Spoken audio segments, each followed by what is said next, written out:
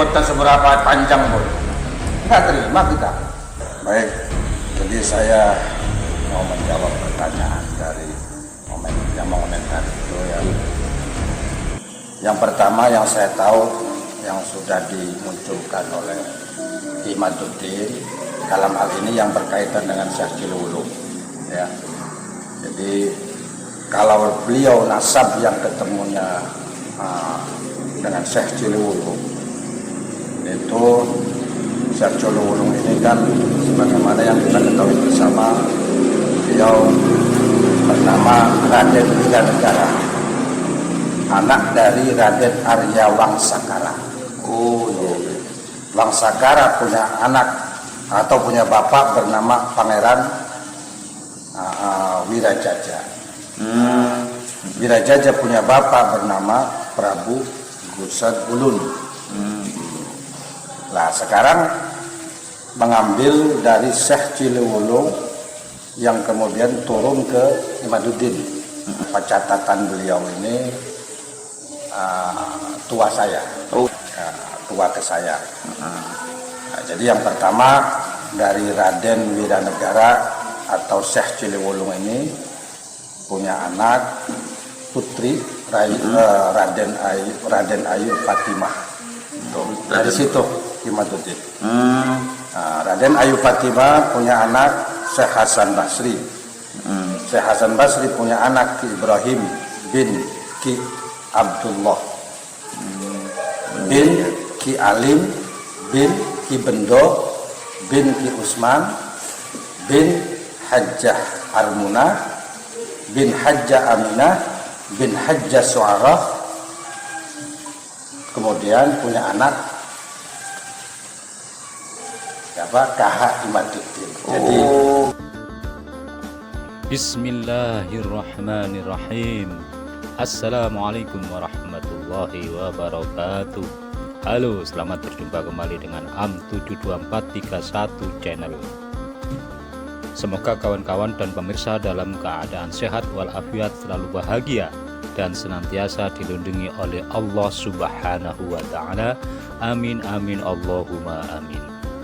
Kali ini AM72431 akan menayangkan tentang siapa sebenarnya Kiai Haji Imaduddin Usman Al-Bantani. Dalam konteks ini ada seseorang yang menjelaskan silsilah dari Kiai Imaduddin Usman. Beliau adalah keluarga satu jalur dengan Kiai Imad. Kawan-kawan, mari kita telusuri, kita simak dan kita lihat bersama tentang asal-usul atau silsilah dari Kiai Imaduddin Usman Al-Bantani.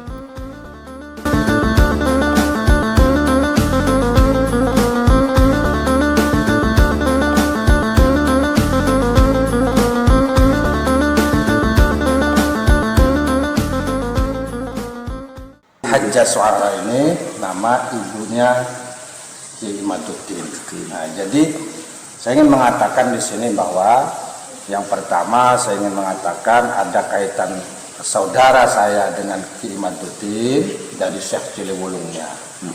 Sedangkan dari bapak beliau tidak menyebutkan di artikelnya, tetapi kalau saya melihat apa penyampaian beliau di sini bahwa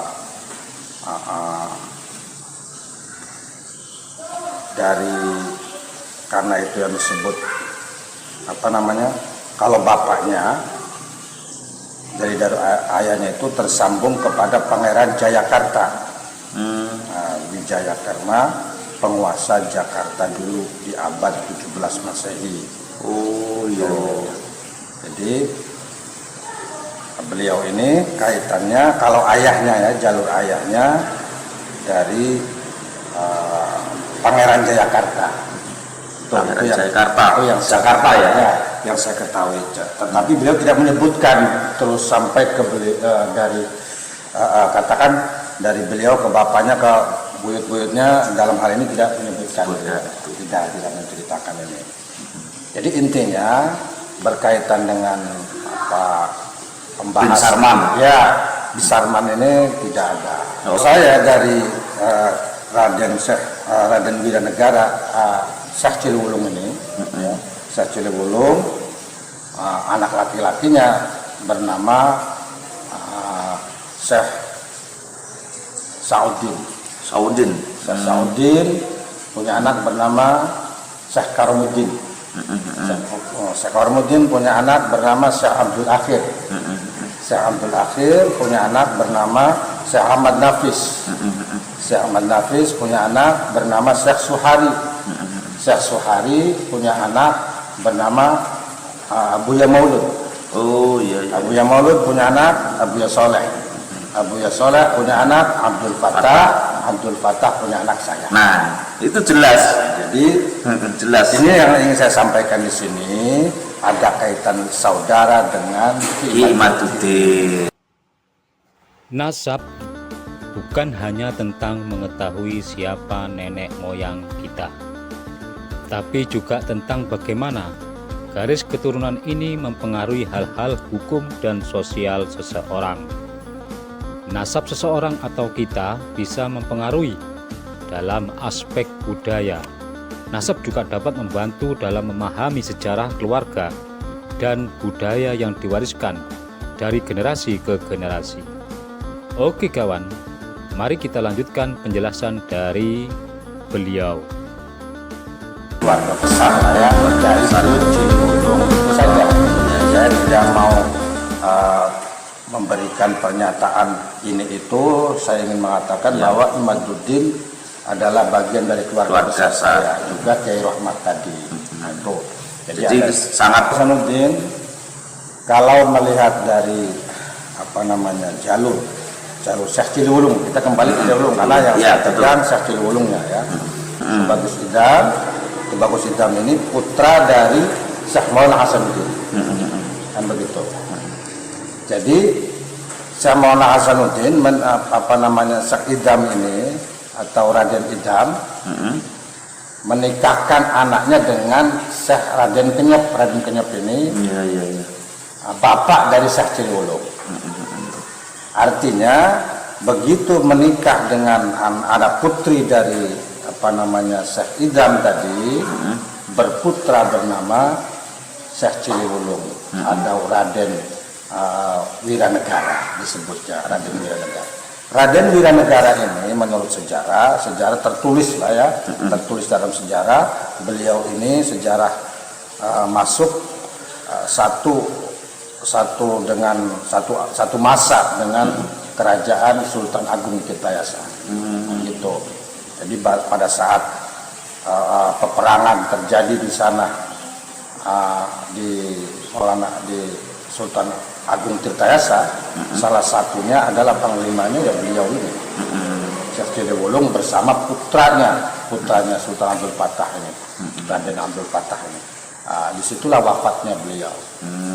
Jadi artinya begini, kalau saya mengatakan saya ini ada keturunan dari Syekh Maulana Hasanuddin, yaitu kita mengambil dari Syekh Ciliwulung tadi, atau Raden Wiranegara. Beliau disebut Raden Wiranegara. Itu satu riwayat mengatakan bahwa memang namanya itu dikasih nama oleh Raden Kenyep ini. Beliau dikasih nama Raden Wiranegara. Gitu. Berarti pemimpin ya, Raden Wiranegara. Alhamdulillah kan, dari situlah kita ketemu dengan Syekh Maulana Hasanuddin. Itu sejarahnya seperti itu. Nah, ini yang saya pegang dari cerita buyut ke buyut, kira-kira begitulah. Itulah yang pernah saya sampaikan, bahwa kita ini memang penting bersandar kepada nasab kita. Tetapi jangan kemudian kita ini membuat malu kepada itu yang penting. Itu yang paling penting. Jadi saya bersyukur kakek saya, buyut saja kemudian mengabadikan silsilah tersebut dicatat oleh mereka, kemudian sampailah ke kita, alhamdulillah. Sehingga ada persoalan begini ini, pembelokan dan sebagainya bisa terbantahkan gitu loh. Bahkan saya siap. Saya termasuk Syekh Abdul Akhir yang sampai hari ini ramai diziarahi dan makamnya semakin diperbesar, diperlebar untuk tempat ziarahnya itu. Kalau dari saya berarti saya Abdul Fattah, Abdul Soleh, Maulud, Ahmad Suhari, Ahmad Nafis, sampai lahir ketujuh.